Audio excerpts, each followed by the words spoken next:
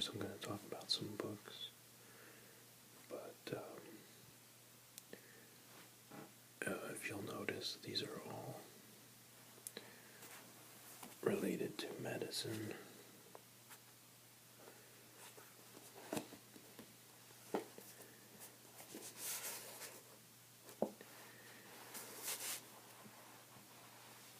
MCAT book.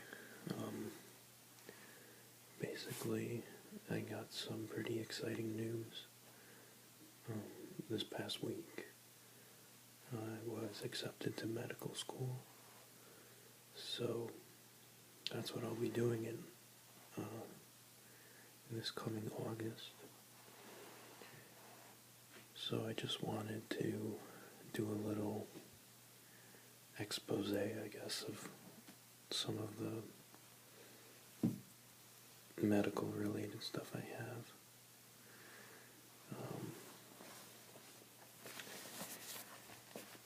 This book here, if you're preparing for the MCAT, is the best book, I think. You see, I've kind of worn it out. But this has a tremendous amount of questions. And move that. It just has tons of questions and tons of really great practice problems.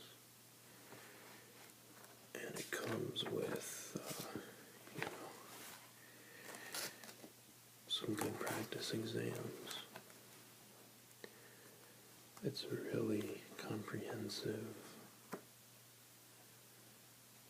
book. It's about 1,000 pages, and it's the Princeton Review. So if you're studying for the MCAT, this is really what you want to go for. Of course, now I'm sure they'll have a 2012 to 2013 edition, but this is the book. I spent a lot of time with this book.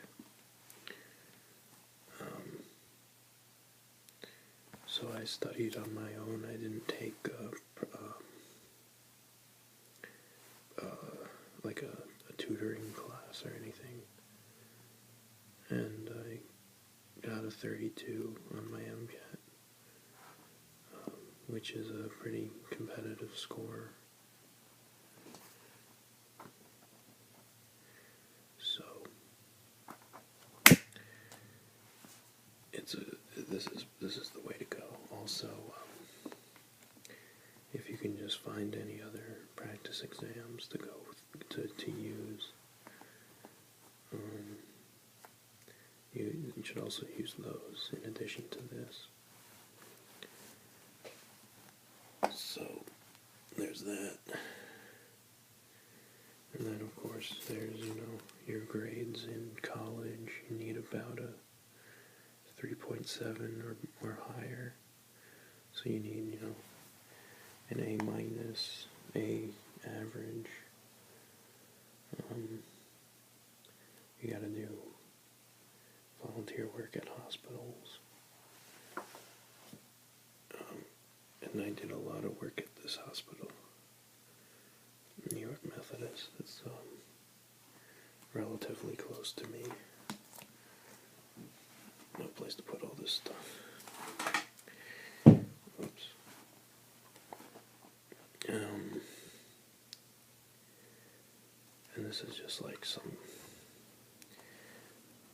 like magazine that they publish and send out. It has just all kinds of general information and health-related information.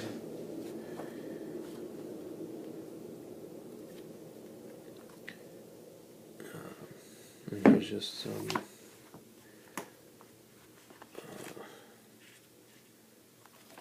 medical journal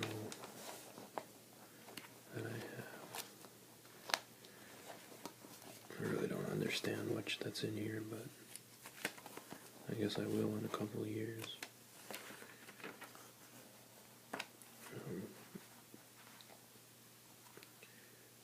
Anyway, these two books are pretty good. If you're interested in medicine, this author, Atul Gawande, is probably the best he's a surgeon and he's a writer, and as far as doctors go, he's probably the best writer. This won, it was a finalist in the for the National Book Award, which is pretty prestigious. He just writes really well.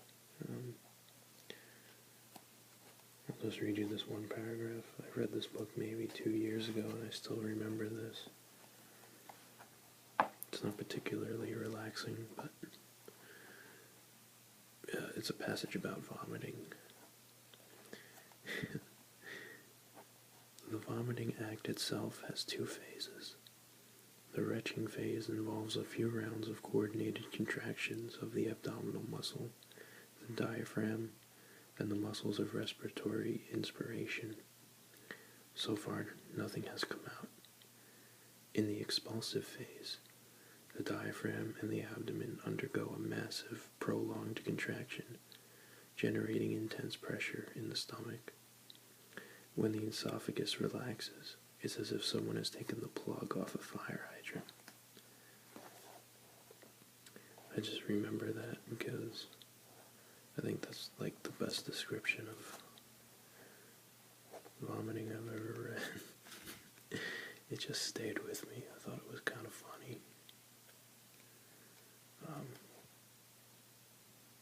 I hope this video isn't ruined, but I hear a car alarm in the background. I really hope that doesn't make it onto the video. I think it stopped. This book, I mean, it's hard to read passages out of this, as you can tell from what I just read. But if you're interested in medicine, these are 2 books you really should read. They're just about the profession and things that go wrong and how you can improve yourself. So, that's that. I don't know much else to say. I guess also if you're applying, whenever the application process starts, you just need to keep on top of it and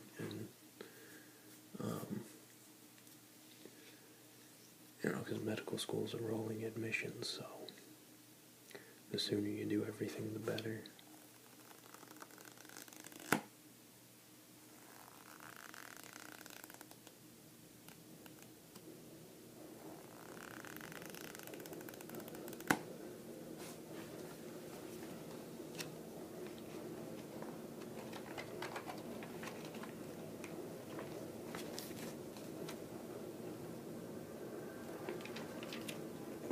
Some EKGs. Hope it didn't go on the video. It's a pretty nasty picture. I probably shouldn't show this stuff. It's too intense for YouTube, I think. But this stuff is pretty clean, I guess. Anyway.